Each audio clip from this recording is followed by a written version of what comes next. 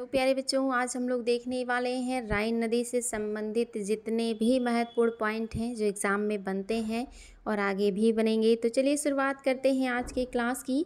आज आपका पहला पॉइंट है, राइन नदी को कोयला ढोने वाली नदी के नाम से जाना जाता है। ये क्वेश्चन बहुत बार आया है कि कौन सी नदी को कोयला ढोने वाली नदी कहा जाता है। तो आपकी जो राइन नदी है ये कोयला वाले इलाके से होकर बहती है, इसलिए यहाँ कोयले का बहुत ज़्यादा आयात निर्यात होता है इस नदी के माध्यम से, यानी कि कोयला ढुलाई का काम किया जाता है, इसीलिए इसे कोयला ढोने वाली नदी कहते हैं। दूसरा पॉइंट है, राइन नदी यूरोप ही नहीं दुनिया की सबसे व्यस्ततम आंतरिक जलमार्ग है। याद रखेंगे बच्चों, अगर आ जाए कि दुनिया का सबसे व्यस्ततम आंतरिक जलमार्ग कौन सी नदी निर्माण करती है तो आपकी राइन नदी है। तो ये यूरोप और दुनिया दोनों की ही सबसे व्यस्ततम आंतरिक जल मार्ग है। समुद्र में तो आपका उत्तरी अटलांटिक है जो सबसे व्यस्ततम है, लेकिन आंतरिक यानी कि स्थल में तब आपका राइन नदी हो जाएगा।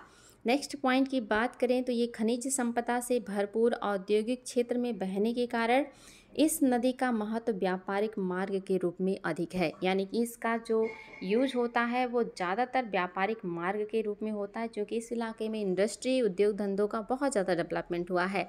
रीज़न आप देख ही रहे हैं कि कोयला बड़े पैमाने पे होता है, साथ ही आयात निर्यात के लिए बढ़िया साधन है राइन नदी। पॉइंट 4 की बात करते हैं, राइन नदी स्विस आल्प्स में उच्च स्रोत से निकलने के साथ उत्तरी सागर के मुहाने पर स्थित रॉटरडम बंदरगाह तक लगभग 800 मील से अधिक की दूरी तय करती है। ये क्वेश्चन आता है कि कौन से पर्वत से निकलता है, तो आल्प्स पर्वत से निकलता है। और कौन से देश, तो स्विट्जरलैंड में जो आल्प्स पर्वत का इलाका है, क्योंकि आल्प्स पर्वत आपके फ्रांस, इटली, स्विट्ज़रलैंड इन सभी देशों में फैला हुआ है, तो इसलिए आपकी जो स्विट्ज़रलैंड वाले इलाके में आल्प्स पर्वत है यहाँ से निकलती है राइन नदी। और ये आप देख रहे हैं कि कहाँ गिरती है ये भी आया है, तो उत्तरी सागर में अपना मुहाना बनाती है। और इस पर जो बंदरगाह है वो है आपका रॉटरडम। इस नदी पर दो बहुत ही महत्वपूर्ण नगर हैं, एक रॉटरडम, एक है एस्टर्डम। तो याद रखें बच्चों, एस्टर्डम आए तो भी, रॉटरडम आए तो भी, दोनों ही आपका राइन नदी पर है। राइन स्विट्जरलैंड के साथ ऑस्ट्रिया, स्विट्जरलैंड के साथ जर्मनी और जर्मनी के साथ फ्रांस की सीमाओं का निर्माण करती है। आप देख सकते हैं स्विट्जरलैंड की जो सीमा है ये जर्मनी के साथ भी बनाता है, ऑस्ट्रिया के साथ भी बनाता है, साथ ही जर्मनी की सीमा फ्रांस के साथ भी बनाता है। तो किन की सीमाओं से बहता है ये भी देख लीजिए, स्विट्जरलैंड की सीमा ऑस्ट्रिया से बना देता है और स्विट्जरलैंड की सीमा जर्मनी से भी बना देता है। आगे बहते हुए जर्मनी की सीमा फ्रांस से भी बना देता है। इस तरह से ये कई देशों की सीमाओं का निर्माण भी कर देता है।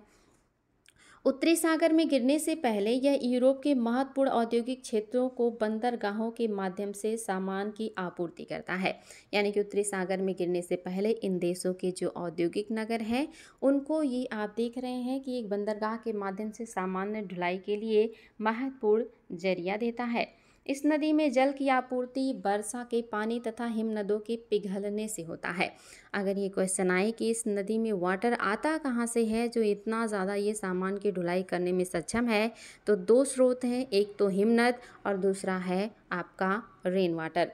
नदी का जल स्तर जो है ये अभी जो मेंटेन होता है इन्हीं की वजह से होता है। तो आप देखेंगे कि ये जल स्तर जो है, फिलहाल जल स्तर में कमी देखने को मिल रहा है। नदी के जल स्तर में कमी का कारण यहाँ पे होना चाहिए था, नदी के जल स्तर में कमी का कारण, क्योंकि आजकल बहुत ज़्यादा चर्चाओं में है, बिकॉज ये बहुत ही चर्चित नदी रही है हमेशा से, तो वर्तमान में इसकी प्रासंगिकता और भी ज़्यादा बढ़ गई है। लेकिन अभी ये चर्चा में है, इसके जल में कमी आ रही है। अगर जल में कमी आएगी तो सामान ढुलाई में दिक्कत होगा और फिर ये विश्व की आंतरिक जलमार्गों में सबसे व्यस्ततम नहीं रह जाएगा।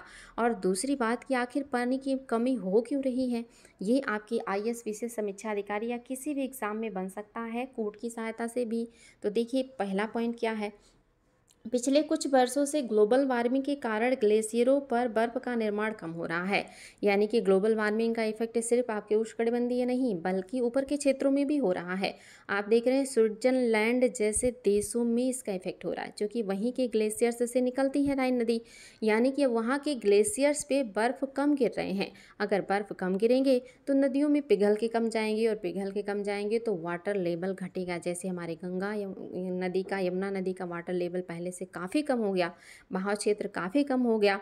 इसी तरह से राइन नदी का भी हो रहा है बच्चों। इसका सबसे बड़ा जो रीज़न है वो है आपका ग्लोबल वार्मिंग। दूसरा पॉइंट है, ये है आपका वर्तमान में यूरोप द्वारा अत्यधिक शुष्क गर्मी का सामना किया जा रहा है। यानी कि गर्मियों के मौसम में, वैसे तो यूरोप में बहुत ही ठंडा मौसम या अच्छा मौसम होता है, लेकिन जब हमारे यहाँ कर्क रेखा पर चमक रहा होता है सूर्य बिल्कुल लंबवत, उस समय ऊपर के क्षेत्रों में गर्मी महसूस होती है बाकी वर्ष की महीनों की अपेक्षा। तो ऐसे में यहाँ पे गर्मियों में बारिश नहीं हो रहा है, यानी कि काफ़ी शुष्क हो जा रहा है। और अगर शुष्क हो जाएगा तो यहाँ जलवाष्प का निर्माण होगा राइन नदी में, और जलवाष्प का निर्माण होगा तो पानी की कमी होगी। नेक्स्ट पॉइंट है, मध्य यूरोप में सामान्य से कम वर्षा के साथ साथ शुष्क बसंत मौसम का होना।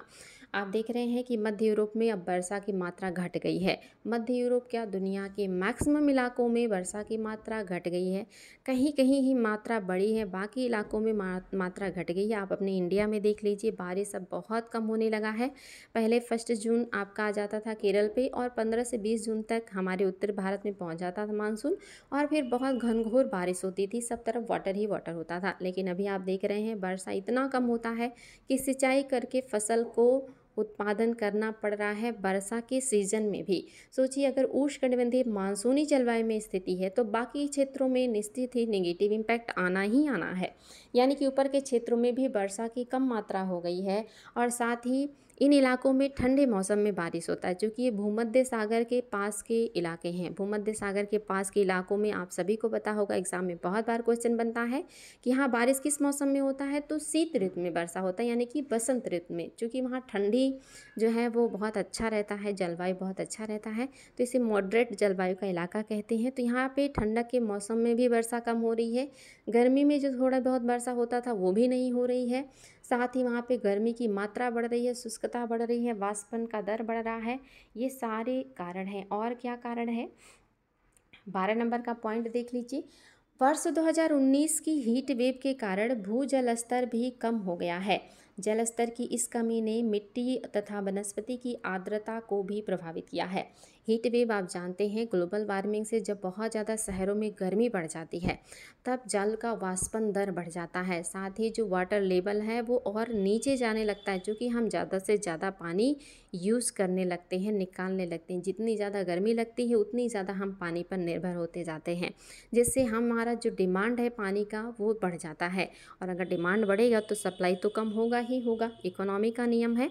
तो यहाँ पे देखिए आप, बहुत ज़्यादा हीट वेव अब यहाँ भी देखने को मिल रहा है। यानी कि सिर्फ उष्णकटिबंधीय नहीं, आपके शीतोष्णकटिबंधीय देशों में भी हीट वेव्स की समस्या हो रही है, और वो दिन दूर नहीं जब आपके पूरी दुनिया हीट वेव के चपेट में होगा, अगर इसी तरह ग्लोबल वार्मिंग बढ़ता रहा तो। नेक्स्ट पॉइंट है, जर्मनी की अंतर्देशीय जलमार्ग एजेंसी के अनुसार इस वर्ष जल के सभी सामान्य स्रोतों में कमी देखी गई। जो जर्मनी का मतलब अंतर्देशीय जलमार्ग एजेंसी है वो कह रहा है कि जल के सभी स्रोतों में कमी देखी गई, और यही रीज़न है कि राइन नदी में पानी का लेवल घट गया है, जो कि वहाँ के लोगों के लिए चिंता का विषय बन गया है। तो चिंता का विषय बच्चों, हर जगह वाटर लेवल हो रहा है, लेकिन राइन नदी चूँकि बहुत फेमस नदी है, आयोग का फेवरेट है, और यहाँ से क्वेश्चन बहुत बनते हैं, इसलिए आप लोगों के लिए टॉपिक लेकर उपस्थित हुए। ये क्लास आप लोगों को कैसा लगा? इस तरह की और भी क्लासेस की अगर आवश्यकता है तो आप कमेंट बॉक्स में 2 लाइन ज़रूर लिखें, क्लास कैसा लगा ज़रूर बताएं। आज के लिए इतना ही, थैंक यू।